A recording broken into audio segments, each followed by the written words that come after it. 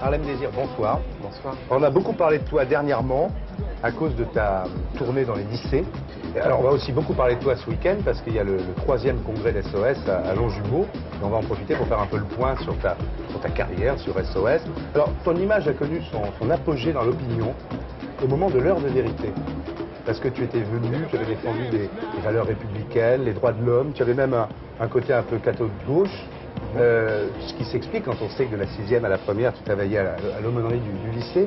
Et par contre, aujourd'hui, on reproche à SOS, on te reproche donc à toi, en tant que leader d'SOS, d'aller un peu dans la provoque, d'aller dans la fuite en avant. Alors tu réponds quoi à ça? Ils s'attendaient, je crois, les gens, à ce que les hommes politiques ont tous repris cette idée de l'intégration, le mettent en œuvre. L'intégration, c'est pas simplement des idées et des valeurs, c'est aussi concrètement sur le terrain, moi je vais employer une expression, les cages d'escalier, les cages d'ascenseur, c'est-à-dire faire en sorte que les conditions de vie rendent possible le dialogue entre Français immigrés, jeunes et vieux. Comme ça ne s'est pas fait, les gens n'y croient pas et c'est vrai qu'ils ont des doutes et que d'une certaine façon, ils se retournent un peu contre ceux qui ont lancé le premier, le concept et l'idée en disant mais votre truc, est-ce que ça existe vraiment? Est-ce que ça marche? Est-ce que tu ne crois pas que ton état de grâce médiatique s'est terminé au moment où tu as appelé à voter pour Mitterrand en 88?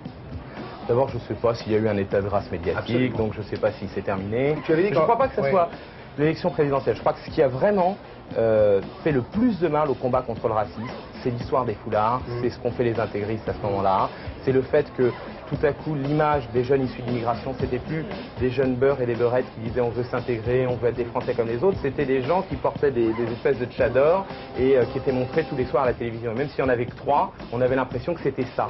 Et ça c'est vrai que ça nous a un peu coupé les jambes et que ça veut dire qu'il faut tout recommencer à zéro. Tu avais dit que faisons élire le président, après on fera passer nos idées.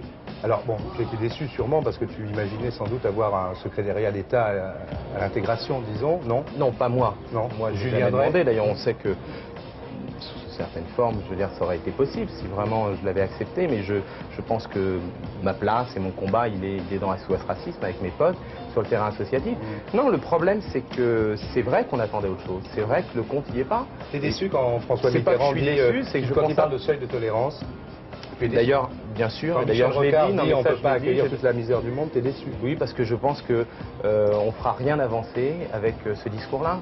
Ouais. Et bon, le président a rectifié après, mais je ne sais pas si tous les gens le savent, parce que ça a été rectifié dans les interviews écrites, alors que ça a été dit à la télévision. Est-ce que tu... Et la misère du monde, mais oui, bien sûr, la France ne va pas accueillir toute la misère du monde, on sait bien, et qui voudrait que tous les déshérités du tiers-monde viennent en France? Personne n'a dit ça, pas SOS Racisme en tout cas. Bon, le problème, il n'est pas là. Le problème, il est qu'il y a 4 500 000 étrangers qui vivent en France depuis plus de 10 ans, plus de 15 ans même, pour la moitié d'entre eux, et qu'on n'arrive plus à faire fonctionner le creuset français. La Si on peur veut du faire un chômage. peu le bilan d'SOS, en quoi, tout simplement, SOS, l'association SOS Racisme, a-t-elle amélioré les rapports entre les Français et les immigrés? En quoi? Je crois que quand même, il y a quelque chose qui est incontestable, c'est que dans la jeunesse, ça se passe plutôt mieux. Et ça, ça s'entretient. Je veux dire que s'il n'y avait pas eu la Concorde, SOS, les gosses qui portent les badges, les débats dans les lycées, n'en déplaise à certains, les comités d'action de SOS Racisme, il y aurait cet esprit comme ça de tolérance, il ne serait peut-être pas resté aussi vivant. Bon, deuxièmement, il y a quand même un certain nombre de choses. On a empêché que passe la réforme du Code, qui allait empêcher des enfants de parents étrangers nés en France et qui n'ont jamais vécu ailleurs d'être des citoyens français. C'est-à-dire on aurait des espèces d'étrangers dans leur propre pays si cette réforme était passée. On a quand même sur le statut des étrangers en général, les conditions dans lesquelles ils sont expulsés, on a obtenu des améliorations. On ne peut plus faire de charter pour le Mali. Bon. Est-ce que tu crois que la solution consiste à criminaliser, par exemple, à dire que les propos racistes vont devenir des délits de droit commun? Parce que Annie Kriegel, par exemple, dans l'Arche, pense que c'est pas une solution de criminaliser. Est-ce que tu penses que c'est une bonne solution, quoi? Il faut qu'effectivement la justice débanalise le racisme. Mais c'est pas suffisant parce que ça se passe d'abord dans la tête, le racisme. Et que quand on en est au stade d'avoir à poursuivre des gens et à les faire sanctionner, c'est que d'une certaine façon, c'est déjà un peu trop tard. Est-ce que tu crois que la France est raciste, enfin, au fond? Non, parce je que le crois pas. racisme, c'est quoi? C'est la supériorité de la race blanche, enfin l'inégalité des races, disons. Les Français ne pensent pas, dans leur majorité, que les blancs sont supérieurs aux noirs ou aux jaunes.